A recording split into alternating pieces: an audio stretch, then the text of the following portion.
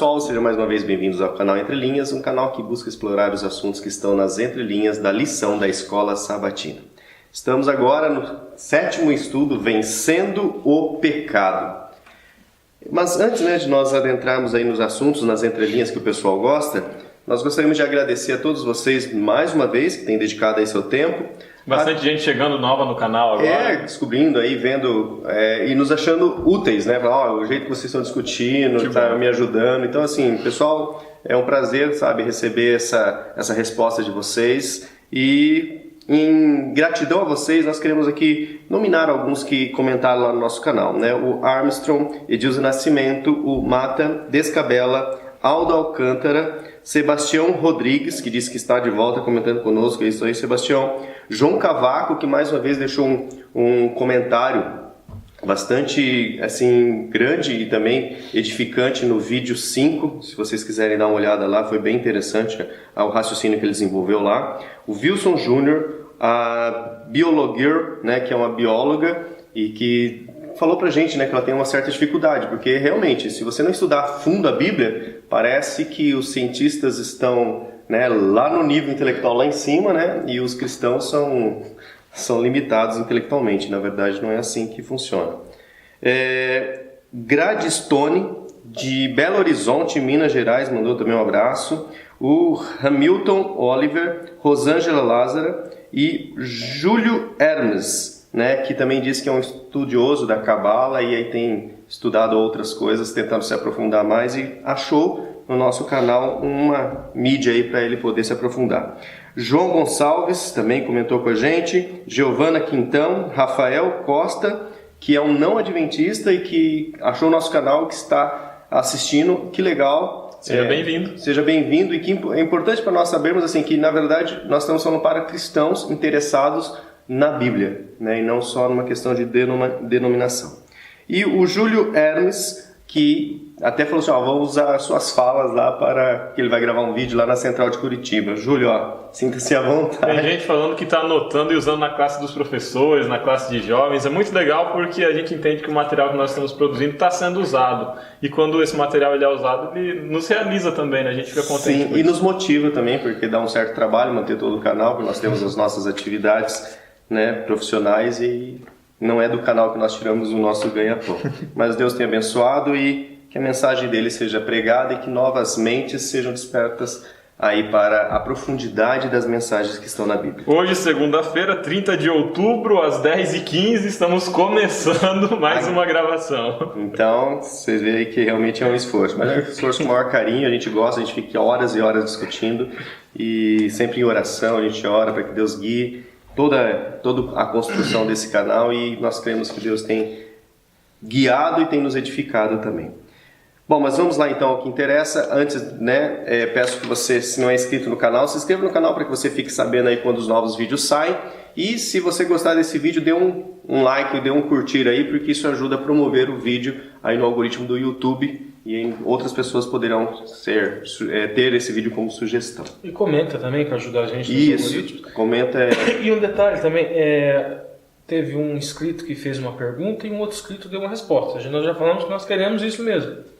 Que haja esse diálogo. Vamos produzir, né, gente? Que haja esse diálogo entre os inscritos, entre quem vai comentando. Só um detalhe, responde embaixo do comentário da pessoa. Para não gerar um novo comentário, né? Isso, clica lá em responder. Que daí a pessoa recebe uma notificação que houve uma resposta, daí ele consegue estabelecer o diálogo. Legal. E nós estamos também, né, com aquele espaço que nós estamos tentando criar aqui. Se você quiser mandar um alô para a sua igreja, grave um vídeo de 10 a 15 segundos, nós vamos tentar inserir nesse momento aí dos abraços, do alô, que acho que é importante aí para que todos, né, conheçam e vejam mais do que simplesmente nós três aqui. Mas vamos lá então ao assunto lá. A lição vem trazendo sobre vencendo o pecado. E Paulo tenta agora, né, na carta de Romanos capítulo 6, mostrar a importância da graça na vida, principalmente, né, que isso é importante que a gente estava comentando, na vida de um romano convertido, né, e não de um judeu, não de alguém que já tinha um caminho, né, religioso, mas de alguém que tinha uma vida um pouco diferente. Mas nós vamos adentrar aqui, onde o pecado abundou. Bom, quando fala sobre pecado abundou, sempre vem, até a linha vem trazendo, o autor vem trazendo na linha, né? Romanos 5:20, que foi quando nós terminamos a lição 6, onde Paulo fala, né, assim, onde abundou o pecado, superabundou a graça. E aí a primeira lição, então, dessa semana foi justamente onde o pecado abundou. Nós estávamos discutindo aqui, né, sobre um monge russo, Rasputin, né, que ele que pregava muito, usava muito, né, quanto mais eu pecar, mais graça eu vou obter. E aí ele se esforçava para pecar. Se Deus ama o pecador, quanto mais pecador eu sou, mais Deus vai me amar. Então olha só como você pode raciocinar baseado num verso. Mas na verdade, né, não é assim que funciona, né, Ricardo? Como isso? Então eu queria que alguém lesse para mim. Romanos, pode falar. 5:20. 5:20. Pode ler a sua versão. Sobreveio a lei para que avultasse ofensa, mas onde abundou o pecado, superabundou a graça. Romanos 5:20. Então vamos lá. A primeira parte do verso. Sobreveio a lei para que abundasse ofensa. Avultasse ou abundasse, né? Isso, equivalente. A sua tá abundasse. Avultasse também.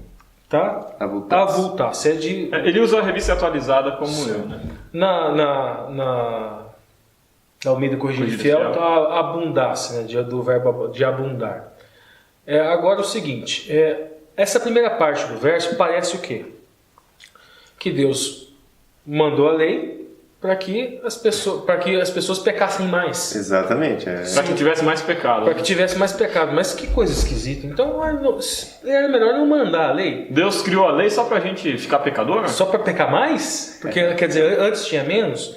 E não é bem isso. Ou a ideia de que sem lei não é pecado, né? Isso não é bem isso o que o texto quer dizer. A gente, recorrendo aos originais, nós já falamos lá atrás das duas expressões lá que a gente está trabalhando. O apóstolo Paulo vem trabalhando com essas duas expressões, né? Hamartia e paraptoma. Né? Na tradução ali do Alexandre, sempre onde estaria o paraptoma vem ofensa.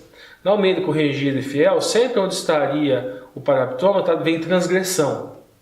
Né? E o hamartia é sempre pecado. Nós vamos seguir essa abordagem dentro desse raciocínio, dentro desse padrão que o apóstolo Paulo desenvolve. Né? Da onde vem esse padrão? Esse padrão vem Romanos 1, Romanos 2 e Romanos 3. Quando ele fala dos gentios, quando ele fala daquela Torá, daquele conteúdo da Torá que é acessível aos gentios na natureza, que eles podem descobrir a divindade de Deus na natureza, a ilha de Deus na natureza, né? E por isso eles não são desculpáveis, ou seja, o princípio, conteúdo da Torá está na natureza e está acessível até a todos, mesmo quem não tenha a Torá escrita. E ele utiliza sempre a expressão, só utiliza para os gentios, hamartia. E depois ele começa a utilizar paraptoma quando ele vem falar dos judeus. Os judeus têm a Torá escrita nas mãos, têm o conteúdo da Torá em letra no papel. E daí ele começa a falar que usar a expressão paraptoma. E com a transgressão de Adão, né? Que a gente trabalhou na lição passada também. E para Adão, mas Adão tinha uma Torá, ele teria uma Torá escrita? Não, mas Adão tinha uma instrução direta e expressa. O próprio Deus disse que não deveria estender a mão e se alimentar da árvore do conhecimento do bem e do mal. Então, por isso, paraptoma.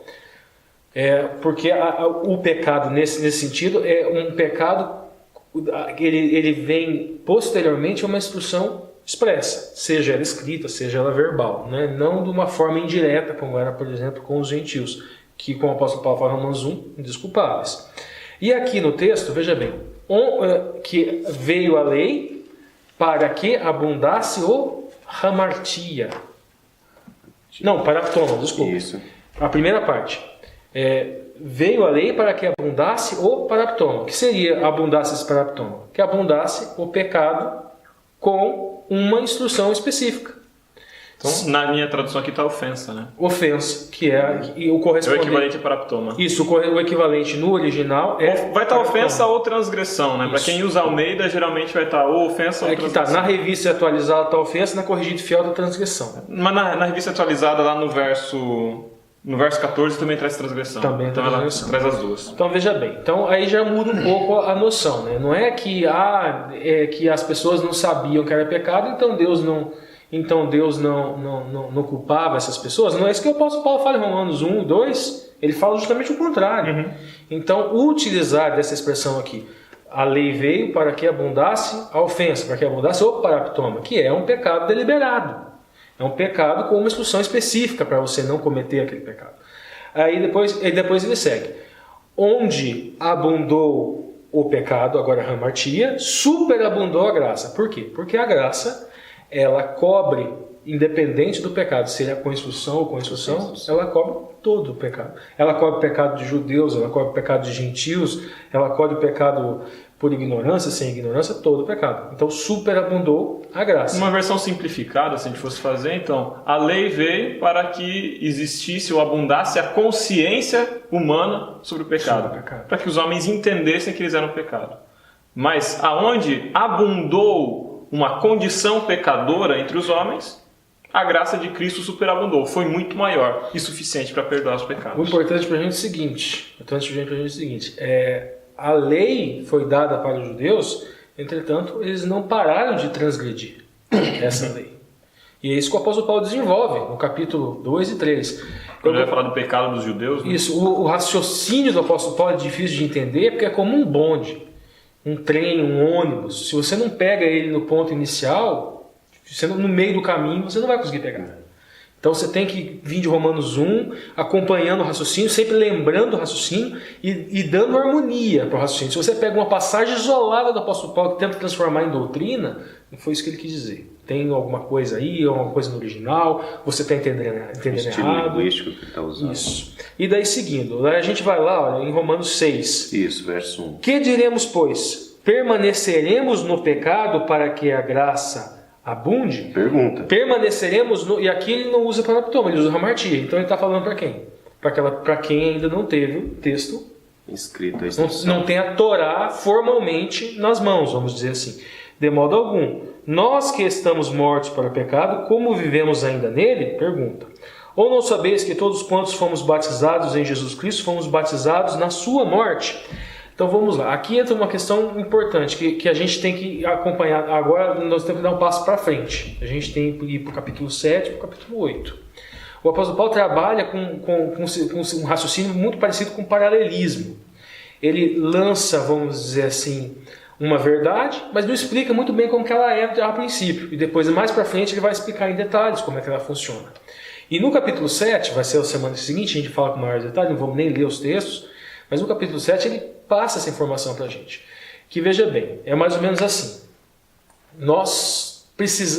O sacrifício de Cristo, a morte de Cristo, quando nós morremos em Cristo, primeiro, nos livramos do hamartia, morremos para o pecado hamartia e também morremos para o pecado paraptoma. Mas são, dentro do processo de santificação, são partes distintas desse processo. Como nós morremos para o hamartia?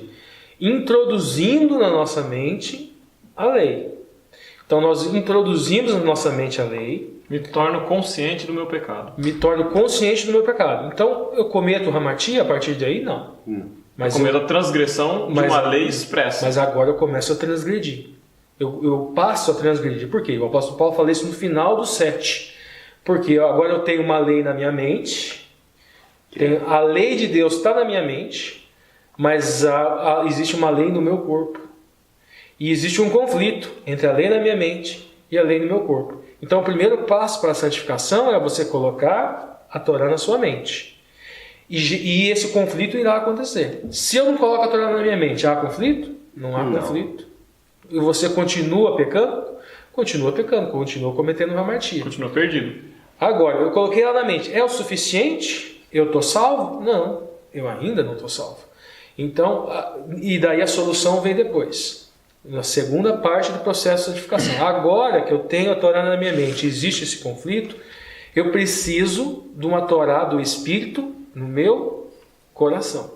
Então, essa Torá do Espírito, o Espírito Santo no processo de santificação vai escrever dentro do meu coração aqueles mandamentos. Vou dar um exemplozinho simples.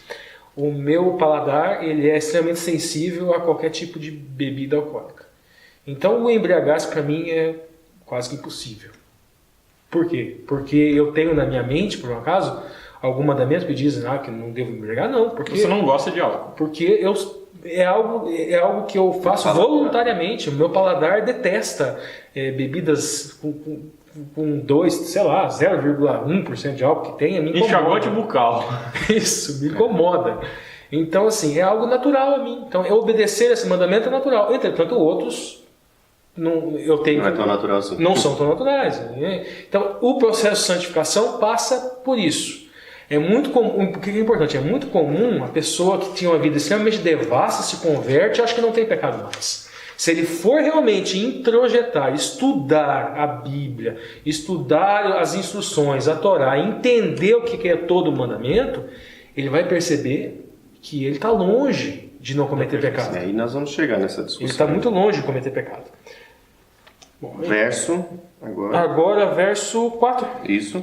De sorte que fomos sepultados com ele pelo batismo da morte, para que com Cristo, como Cristo foi ressuscitado dentre os mortos, para a glória do Pai, assim andemos nós também em novidade de vida. Essa novidade de vida é aquilo que nós falamos. Primeira coisa, novidade de vida. O texto bíblico, nós devemos estudar as instruções da Torá. Nós devemos introjetar em nossa mente. Nós devemos entender. E aqui um detalhe interessante também disso.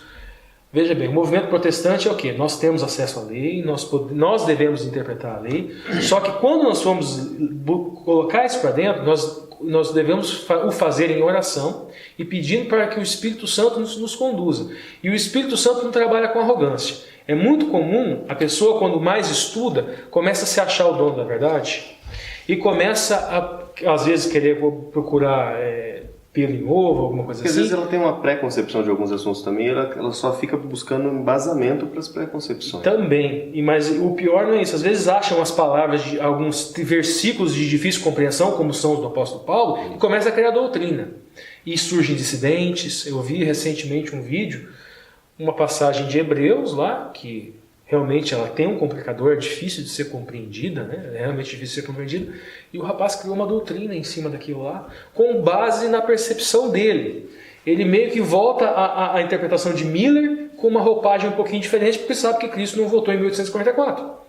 Então, assim, nós temos que ter humildade que outras pessoas já fizeram isso, já estudaram a Bíblia, já passaram por isso. Temos que buscar as conclusões que elas chegaram. Isso, então veja bem, chegamos em um ponto que tem algum tipo de dificuldade, vamos com calma. Estudar. Vamos estudar, exatamente. Então vamos lá. 5. Porque se fomos plantados juntamente com ele na semelhança de sua morte, também seremos na sua ressurreição. Isso. Aí uma questão também expiatória, né, de substituição. A questão da morte literal, né, da morte do sono, né, que nós não passaremos pela morte eterna, e que nós temos agora o dever, o apóstolo Paulo vai falar isso mais para frente, agora nós temos o dever de morrer para o pecado. Né? 6. Sabendo isto, que nosso homem velho foi com ele crucificado, para que o corpo do pecado seja desfeito, para que não servamos mais ao pecado. Porque aquele que está morto está justificado do pecado. Eu acho interessante a gente, olhando para esse contexto aqui todo, a gente perceber o significado da nossa morte para o pecado, né? A gente tem a ideia assim, nenhuma condenação recai sobre mim. Deus, ele é um Deus justo e ele executa a sentença. E ele executa a sentença sobre nós também. Como que a sentença cai sobre mim? A sentença cairia com a minha morte eterna. Mas uma vez em que eu estou salvo pela graça de Cristo, de que forma se executa essa sentença? Essa sentença sobre o pecado, ela se executa sobre Cristo. Então, quando eu sou batizado e eu entro nas águas, simbolicamente eu estou sendo executado, eu estou recebendo a condenação. É uma condenação que vai me eliminar da face da terra e me trazer a morte eterna? Não. Mas eu estou participando da morte daquele que sofreu a morte eterna por mim. Então eu estou sendo sepultado com Cristo. De igual forma, quando eu saio das águas do batismo, eu estou ressurgindo para uma nova vida. Então eu estou participando da ressurreição de Cristo. Logo, a vida que eu vivo a partir dali não é a vida daquela pessoa que foi condenada. É a vida da pessoa que renasceu em Cristo. Então, a carne, por isso ele fala aqui, né? A carne do pecado, ela foi entregue para ser desfeita. O corpo do pecado, ele foi destruído. Então, o velho homem, simbolicamente no batismo, ele deve ser sepultado para que renasça o novo homem em Cristo. O que é diferente de infalibilidade. A gente vai falar disso mais para frente. E outro ponto, né? A gente tem que entender essa morte sobre três pontos de vista. Primeiro ponto de vista, a morte dentro da ótica da justificação. Na justificação, aos olhos de Deus, houve uma substituição. O meu mérito no caso, que é a morte, que a consequência é a morte, é substituído pelo mérito de Cristo, que a consequência é a vida. Então, nesse sentido da justificação, também há uma noção de morte da nossa velha natureza aos olhos de Deus. Agora, no sentido de santificação, com o apóstolo Paulo agora no capítulo 6, ele entra no enfoque mais individual. O que eu tenho que fazer? Agora, no sentido de santificação, é isso. É introjetar na minha mente a lei, sentir esse conflito e permitir que o Espírito Santo introjete a lei no meu coração. Essa é santificação. E na glorificação, aí, assim, essa velha natureza morre por completo. Podemos falar em perfeição. E podemos falar em uma imperfeição, exatamente. Agora a gente vai para o verso 8. Ora, se já morremos com Cristo, cremos que também com Ele viveremos. Esse viveremos também dentro... No sentido de santificação e no sentido de justificação. Isso, dentro dessas três óticas também. Nós temos uma vida nova no sentido de justificação, porque a vida, na verdade, quem merecia a vida eterna, quem merecia era o Messias. E nós vivemos em novidade de vida. Novidade de vida, porque o caráter dele, agora, ele vai ser introjetado em nós. E glorificação, aí uma vida, plenitude. Aí a vida eterna, a plenitude. Agora 9, né? Sabendo que, tendo sido Jesus Cristo ressuscitado dentre os mortos, já não morre. A morte não mais tem domínio sobre ele. Aqui uma coisa interessante com relação ao Messias, né? Uma das características que os judeus atribuem ao Messias é que o Messias, a morte não toca nele, né? A morte ela não se abate contra ele. Inclusive vários rabinos foram ao longo da história elegendo Messias, só que as pessoas iam morrendo. É por isso que o apóstolo Paulo usa muito essa questão do Cristo vencendo a morte. Agora vamos para o 11. Assim também vós considerai-vos como os mortos para o pecado, mas vivos para Deus em Cristo Jesus nosso Senhor. Aqui é aquela noção de morte, sempre lembrando, morte dentro da justificação, a nossa natureza morre aos olhos de Deus. A nossa velha natureza, há uma substituição. Morte enquanto santificação é aquela coisa, vamos introjetando a lei na nossa mente. Começamos a praticar obras de justiça. Há o conflito, estamos sujeitos ao paraptoma ainda, morremos para o hamartia, mas o paraptoma ainda estamos sujeitos, vamos tentar vencê-lo. Entretanto, o paraptoma nós só vencemos completamente na glorificação, quando aí sim, morremos plenamente por pecado, e o pecado não volta mais. Aí o pecado morre, né? Isso. E a gente avança, né, com esse verso 11, já para o tema de segunda-feira, né? Quando o pecado reina. A pergunta que eu quero fazer para o Alexandre é o seguinte, né? Se o pecado agora não reina mais na minha vida, que é o que está escrito no verso, então eu não terei mais nenhum ato pecaminoso, é isso que quer dizer? Ou seja, o pecado não reina mais. O que significa então esse reinar? Não ter mais ato pecaminoso? Eu vou pedir licença para ler o verso 12 e 13. Tá. Diz assim: não reine, portanto, o pecado em vosso corpo mortal, de maneira que obedeçais às suas paixões. Nem ofereçais cada um os membros do seu corpo ao pecado, como instrumentos de iniquidade. Mas oferecei-vos a Deus como ressurretos entre os mortos, e os vossos membros a Deus como instrumentos de justiça. Como funciona isso? Complicado. Quando a gente fala de justificação, é claro, para todo mundo fica tranquilo isso. Fui salvo pela graça, a gente já tem martelado esse ponto há muitas lições. Fui salvo pela graça, ok. Justificação é um tema tranquilo. Para nós, depois de toda essa caminhada. Sim. E santificação agora? A gente tem gente que diz, tem pessoas que dizem o seguinte: uma vez que eu fui perdoado, agora eu estou salvo, fui batizado, não cometo mais pecado. Quando a gente olha o texto aqui, o texto poderia, isolado, até dar esse sentido. Não reine, portanto, o pecado em vosso corpo mortal, de maneira que obedeçais às suas paixões. Não ofereçam seus membros do corpo ao pecado. Então a gente tem a ideia aqui de que a pessoa não peca mais. Mas eu quero trazer duas passagenzinhas. Uma delas está na lição, que é a passagem de de 1 João 1:8 até 2:1. E a passagem de Romanos 7, 19 a 25. Vou pedir licença para ler Romanos 7, 19 a 25. A gente vai antecipar um pouquinho da próxima lição, mas olha lá. Porque não faço o bem que prefiro, mas o mal que não quero, isso eu faço. Mas se eu faço o que não quero, já não sou eu quem o faz, e sim o pecado que habita em mim. Então, ao querer fazer o bem, encontro a lei de que o mal reside em mim. Porque no tocante ao homem interior tenho prazer na lei de Deus, mas vejo nos meus membros outra lei que, guerreando contra a lei da minha mente, me faz prisioneiro da lei do pecado, que está nos meus membros. Desventurado homem que sou, quem me livrará do corpo dessa morte? Graças a Deus por Jesus Cristo, nosso Senhor. De maneira que eu, de mim mesmo, com a mente, sou escravo da lei de Deus, mas segundo a carne, da lei do pecado.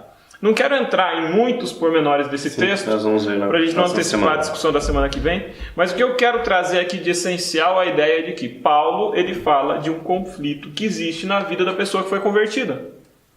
Esse conflito se estabelece entre uma mente que quer fazer o bem e entre obras naturais de uma vida num mundo de pecado, padecendo de uma condição pecaminosa, que são obras de pecado.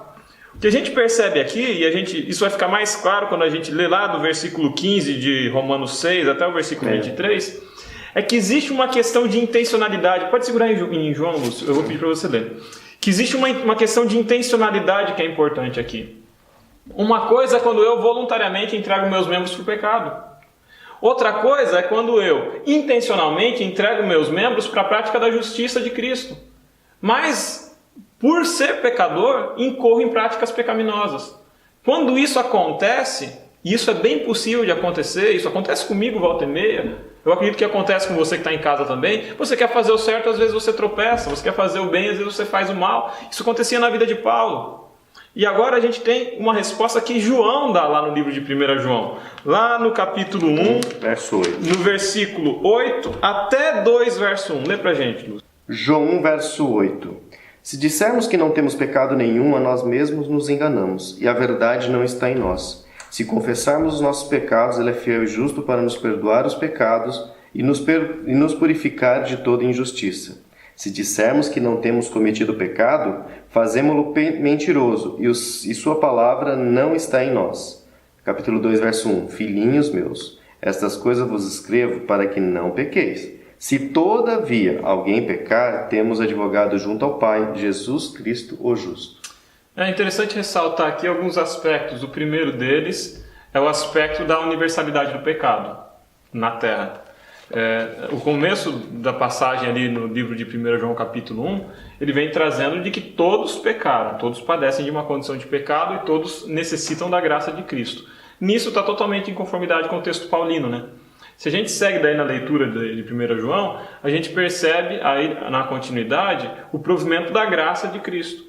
Então, Cristo vem e nos perdoa. Mas tem um terceiro momento, desculpe. Esse terceiro momento do livro de 1 João é quando essa pessoa que já foi perdoada incorre em pecado novamente. Ela cai, ela falha.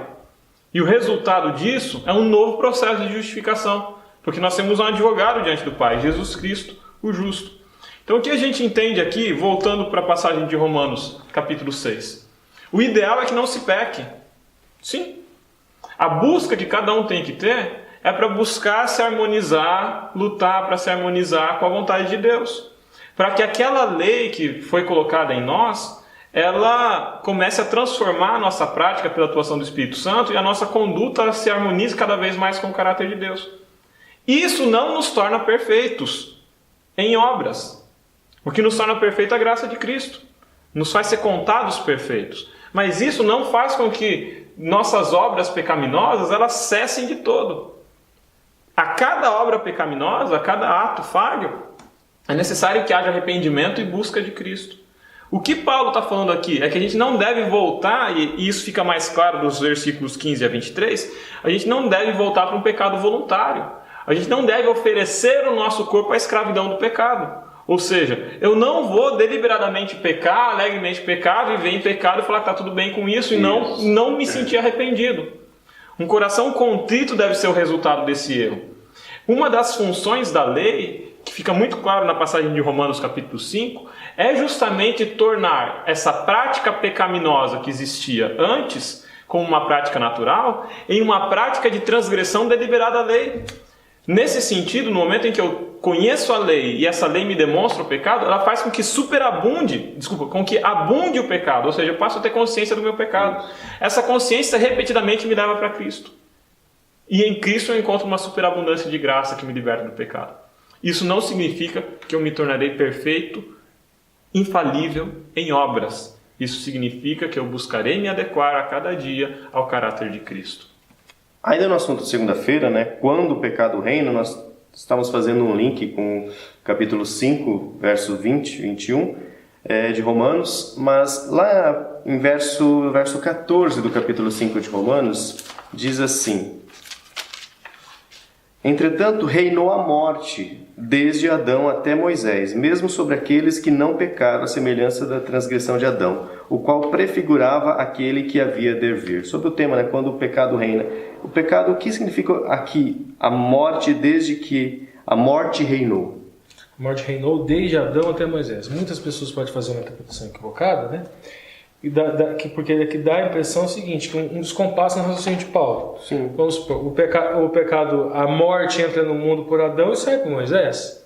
Porque essa é uma interpretação equivocada. Por quê? Veja bem, a morte reinou desde Adão até Moisés. Então inclui Adão. E com Moisés a morte reinava ainda. Ele está iniciando um raciocínio onde ele trabalha com 3 pessoas para identificar 3 situações distintas, 3 leis, um jogo de linguagem com 3 tipos de leis distintas. Ele diz o seguinte: Adão, o paralelo aí, né, porque ele trabalha com uma dinâmica muito parecida com o paralelismo profético, quem está acostumado com Daniel sabe o que eu estou falando, ele coloca Adão ali no mesmo paralelo de a Torá do pecado, aquela lei da carne. E no outro paralelo ele coloca o texto, a Torá escrita, né, no caso a lei de Deus. Com Adão, morte. Temos morte. Até chegamos em Moisés, morte ainda. A vida vem com Cristo, vem com o Messias. Não é a Torá encarnada. O apóstolo Paulo não está colocando um marco de Adão até aqui, morte, de Moisés até aqui, daqui para frente, vida. Não, ele está falando que os dois, tanto a Torá do pecado quanto a Torá escrita, não geram morte. Ou seja, praticar atos pecaminosos, que é depois de Adão, né? Não geram vida, desculpa, não geram vida. Que tanto a Torá do pecado, Adão, como a Torá de Deus escrita, elas não geram vida. O que gera vida é o Messias. Vamos entender isso de forma um pouquinho didática. É o seguinte, o ato pecaminoso inconsciente ou pela natureza pecaminosa que acontece depois de Adão, né, porque não tinha uma instrução verbal por texto, ele leva à morte. E a tentativa de justificação pela lei, ela produz a morte. A lei, como norma moral, norma de conduta moral, ela produz a morte. A gente encontra a vida só em Cristo. Um outro ponto, aqui no 21. Para que, assim como o pecado reinou na morte, também a graça reinasse pela justiça. Então veja bem, a graça reina por um meio. Qual é esse meio? Justiça. Dikaioma é lei com conotação de justiça. Então veja bem, existe uma lei que salva? Existe sim. Essa lei é dikaioma, é a lei de justiça, que o apóstolo Paulo vai explicar melhor lá no capítulo 8, que ele fala que a lei dissociada do Messias não salva. Agora, a lei associada com o Messias, essa lei salva. Como é que é o nome dessa lei? É o dikaioma, é a justificação pela fé. Então a lei que salva é a lei que nos justifica, na qual nós depositamos fé em Cristo e recebemos justiça. Então a lei ela está aí, ela faz parte do processo. Mas na terça-feira... E falta uma coisa, pela justiça para a vida eterna, por Jesus nosso Senhor. Então nós temos um meio, né, pelo qual a graça reina, E nós temos também uma causa, né? Uma causa e um efeito. Qual é o efeito? Vida eterna. E essa vida eterna não é só aquela vida eterna com Rua de ouro. Com rua de ouro. Não, na verdade é um caráter modificado por toda a eternidade. Mas pegando o gancho que você está falando da lei, né? Na terça-feira diz assim, não debaixo da lei, mas da graça. A questão que eu quero perguntar aqui é assim, o fato de não estar debaixo da lei, então me desobriga de cumprir a lei? Não. Bom, então vamos lá. Vamos responder a pergunta do Lúcio. A gente, vamos voltar um pouquinho aqui, o Alexandre já leu o 12 e o 13, né?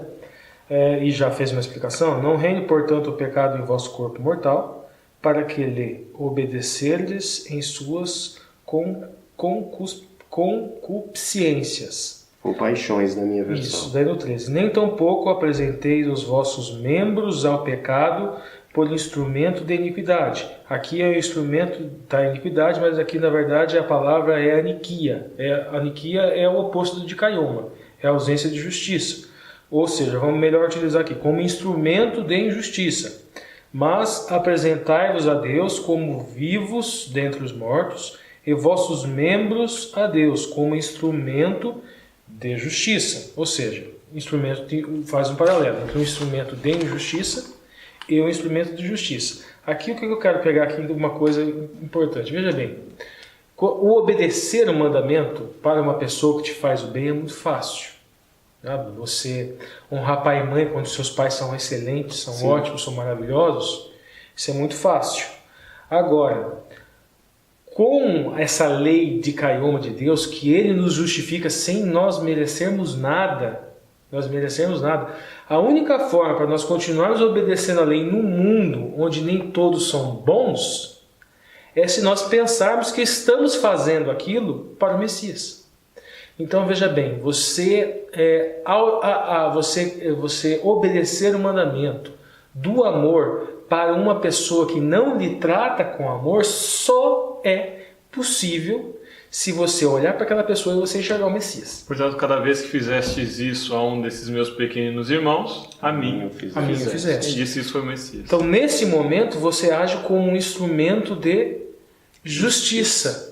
Mas de justiça em que sentido? Naquele sentido, uma justiça divina. Naquele sentido na qual eu, não merecedor de vida, recebo vida. Justiça que é um ato da graça. Uma justiça que é uma manifestação do ágape, que é aquele amor que não espera nada em troca.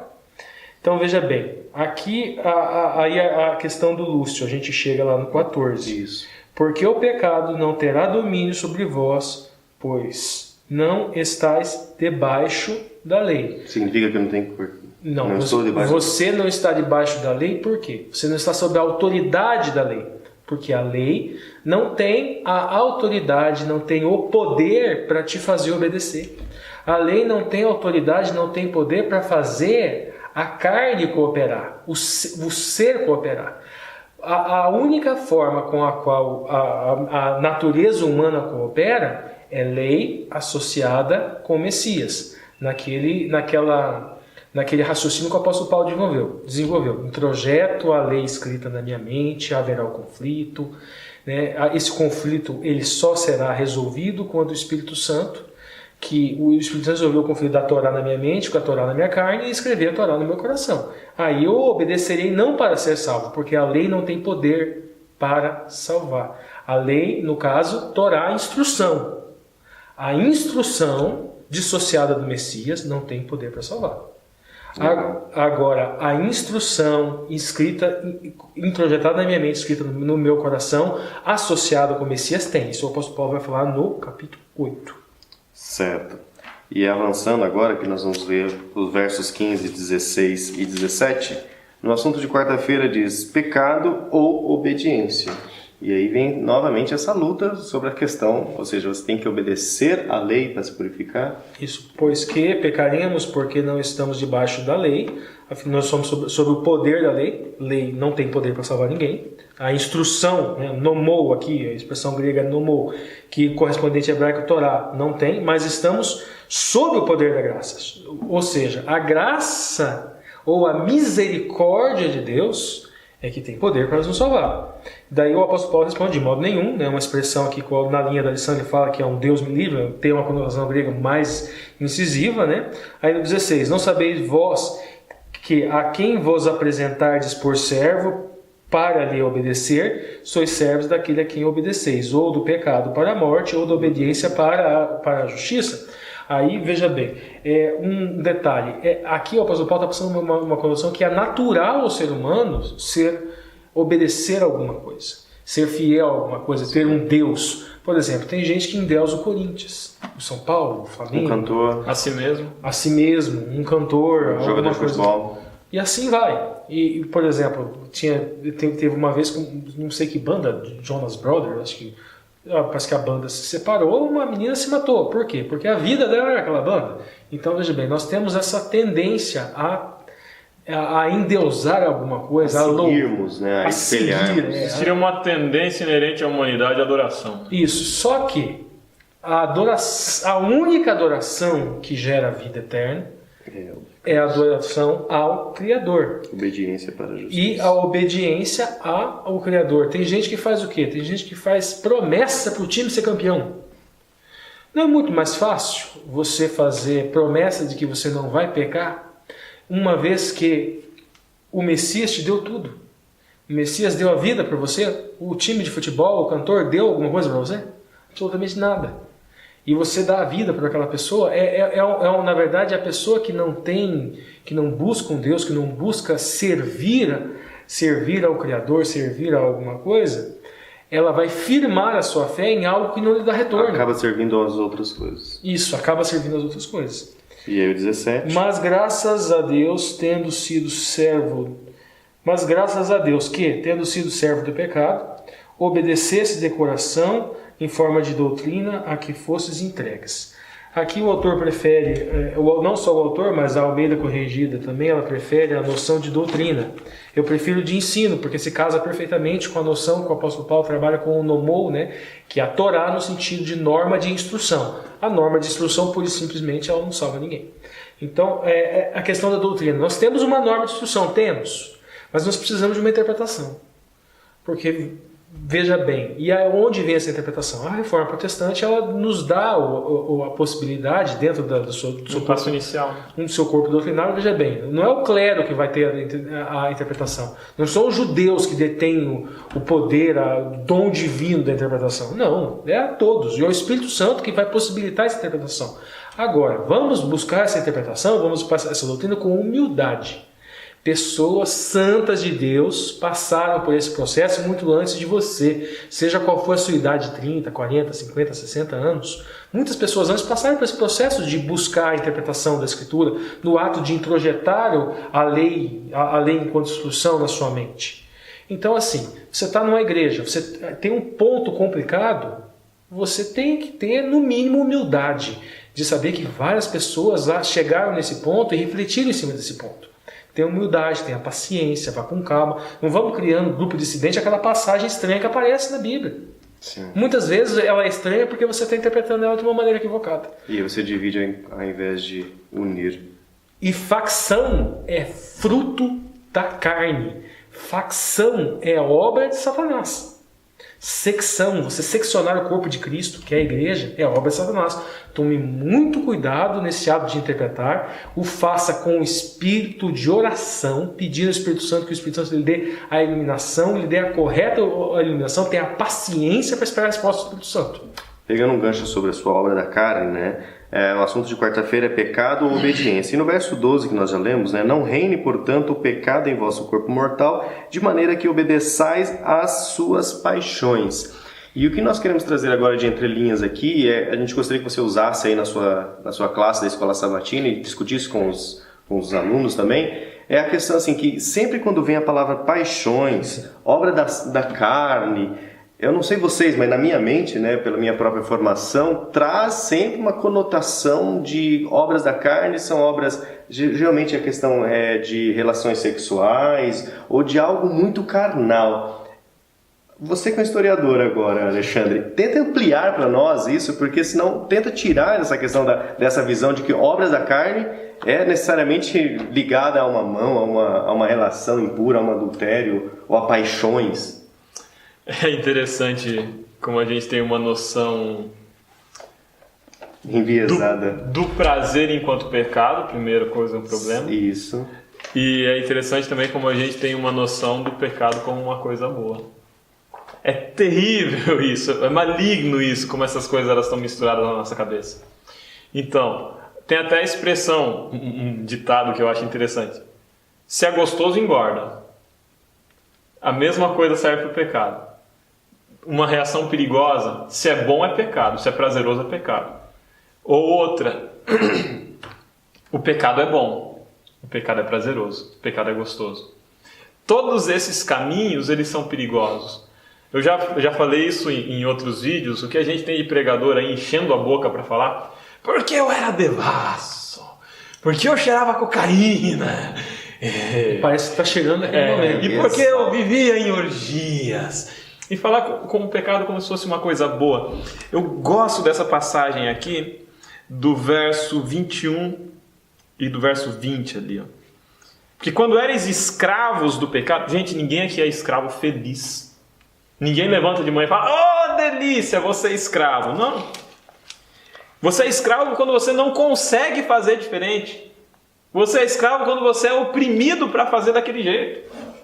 Percebe então o pecado? Você nem escolhe quase, né? Você faz aquilo... O pecado enquanto algo prazeroso, enquanto algo bom, não. O pecado aqui, quando a gente está entregue ao domínio do pecado, a gente não tem escolha, a gente perde a nossa capacidade de escolha. Quem devolve a nossa capacidade de escolha é Deus. É a graça de Cristo que devolve a nossa capacidade de escolher quando começa a implantar a lei dele em nosso coração. E a gente segue, ó. Porque quando eres escravos do pecado, estavais isentos em relação à justiça. Naquele tempo, que resultado escolhestes? Ou seja, o que foi que você teve? Qual foi a consequência que te trouxe o pecado para a sua vida? Somente as coisas que agora vos envergonhais. Vocês têm vergonha, porque o fim dela era a morte.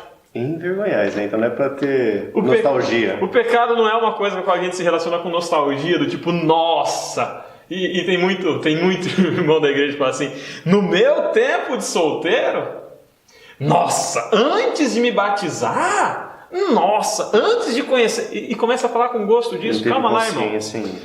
Eu já falei isso, eu torno a repetir. Pecado é miséria. Uma vida de pecado é uma vida de angústia e sofrimento. O pecado, aqui a gente vem, por causa de uma moral cristã muito rígida, vem a primeira coisa, e isso não é nem moral cristã, isso tem mais a ver com o pensamento grego, isso tem mais a ver com um asceticismo romano que existia lá no primeiro século. Mas a primeira ideia é de uma oposição entre carne e espírito, no sentido de uma oposição entre matéria e ideia. Então tudo aquilo que é prazer, tudo aquilo que é alegria, tudo aquilo que é deleite, é entendido como pecado aqui. E pecado não é entendido dessa forma na Bíblia. Na Bíblia a gente entende como pecado não o deleite, mas um apartamento de Deus, um afastamento de Deus. Até porque deleite, prazer, tem um livro de Cantares, né? Que vem trazendo uma... É um livro que fala da sexualidade de forma muito integral e de forma santa, mas de forma plena e de forma sensual também. Então, primeira coisa, tirar a ideia de que sexo é igual a pecado. E outra coisa aqui é a gente entender que existem muitas outras obras que nos produzem vergonha e tristeza, que não são volúpias de uma paixão sexual e que não são o uso de drogas ou de coisas que vão me trazer um prazer físico. Mas que são obras da carne. Que são obras da carne. Vamos pensar Paulo.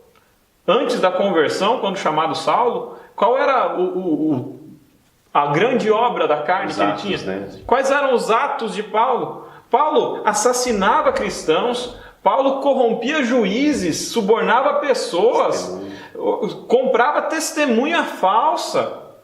Isso tudo era obra da carne. Paulo se envergonha e se entristece dessas obras. Em vários momentos nos textos dele a gente percebe ele contando a história, não com um deleite. Nossa, no tempo que eu era fariseu eu matava as pessoas. Mas num sentido de humilhação, de tristeza por aquele pecado, de vergonha por aquele pecado, mas de arrependimento e de testemunho de um milagre que Cristo fez na vida dele. Então, primeira coisa, gente, tirar a ideia de que pecado é gostoso, porque pecado é angústia e é miséria. E tirar a ideia de que tudo aquilo que é gostoso é pecado. Sim. Porque tem muita coisa gostosa que foi Deus que colocou no mundo e que tem um propósito dentro da ótica divina. E às vezes você acha um cristão meio triste, né, encabulado, que ele não pode ter prazer, ele não pode ter tudo. Ele acha que qualquer sensação de prazer vai ser pecado. Tem uma discussão medieval, né, que ela tá muito bem presente no livro O Nome da Rosa, que é uma discussão entre sacerdotes tentando definir: o riso é pecado? Percebe o ponto em que chega a escolástica daí. Eu ser feliz, eu rir de bobeiras da vida, de coisas simples da vida, é pecado? Quando a gente começa a transformar tudo aquilo que é prazeroso em pecado, a vida se torna árida. E o Deus, né, também se torna um Deus muito chato. Deus é um Deus de alegria. E não é isso que o que não justifica qualquer prática em nome da alegria. É preciso o equilíbrio. Exatamente. Obras da justiça. Bom, agora vamos avançar aqui. Quinta-feira, né, traz para nós o tema livres do pecado. Então aí nós temos os últimos versos, né? Os versos 18, 19, 20, 21, 22 e 23. Vamos lá, 18. E libertados do pecado, aqui hamartia, né? Nós já falamos como nós somos libertados do hamartia. Esse livro aqui, ó, mostra o livro, Lúcio. Ó, essa instrução aqui, ó, são páginas e páginas e páginas que tem que ser colocada na mente. Assim nós nos libertamos do hamartia, pecado sem instrução. Quem acha que já colocou tudo isso aqui na mente, pode dizer que está totalmente livre desse pecado hamartia. E dá uma dica, né, para o Rafael Costa, que comentou com a gente que não é adventista, né, a não ser a denominação que ele não colocou. Depois coloca no comentário, Rafael. É importante porque a palavra de Deus, quando Jesus fala da Bíblia, quando Paulo fala das Escrituras, né, examinar as Escrituras, que as Escrituras são úteis, ele está falando justamente o quê? Do Velho Testamento. Porque ele não tinha o Novo Testamento naquele momento. Então, se você é evangélico que está vendo esse vídeo, saiba que a palavra de Deus ela é composta de Gênesis até Apocalipse. Então, as instruções que Deus tem para a sua vida, elas não estarão de Mateus para frente, elas estarão de Gênesis a Apocalipse. Sim. Quando Paulo fala, né, a lei e os profetas, lei ao Pentateuco e os profetas de forma harmônica no Antigo Testamento. Então, veja bem, essa liberdade do pecado, essa liberdade do hamartia é introduzir na mente tudo isso daqui. Tudo isso aqui, entender. Quanto mais a gente... Isso faz parte da santificação. Não é a salvação. E isso é projeto de uma vida. Uhum. Isso daqui é para a vida inteira. Então, veja bem, você vai ter acesso a informações e você vai convencido daquilo, superar essa primeira fase do processo, essa primeira fase do processo de santificação. Então, vamos seguir o texto aqui. Versos 18, 19, 20, 21, 22 e 23 do capítulo 6. Libertados, fosse feitos servos da justiça. Então, veja bem, nos libertamos do pecado. O quê? Estudamos a Bíblia, colocamos nessa mente. Agora nós somos o quê? Servos da justiça. Seremos instrumentos disso. Aquilo que nós colocamos nessa mente, nós vamos tentar praticar, vencendo aquele conflito. Só com o Espírito Santo, nos utilizando com o instrumento, é que nós vamos conseguir praticar. Unicamente com o Espírito Santo. Falo como homem, pela fraqueza de vossa carne, pois que assim como apresentaste os vossos membros para servir à imundícia, e a maldade para a maldade, assim apresentai agora vossos membros para servirem à justiça, para a santificação. Veja bem, você pode oferecer os seus membros dando maldade e recebendo maldade. Haverá essa troca. O instrumento de injustiça recebe de volta injustiça. O instrumento de justiça, quem se permite ser utilizado como instrumento de justiça, recebe de volta justiça, que é de Caioma, é a lei, aquela lei que foi possibilitada pelo sacrifício de Cristo. Vamos lá. Porque quando eres servos do pecado, estavais livres da justiça. Nós estamos à parte da justiça.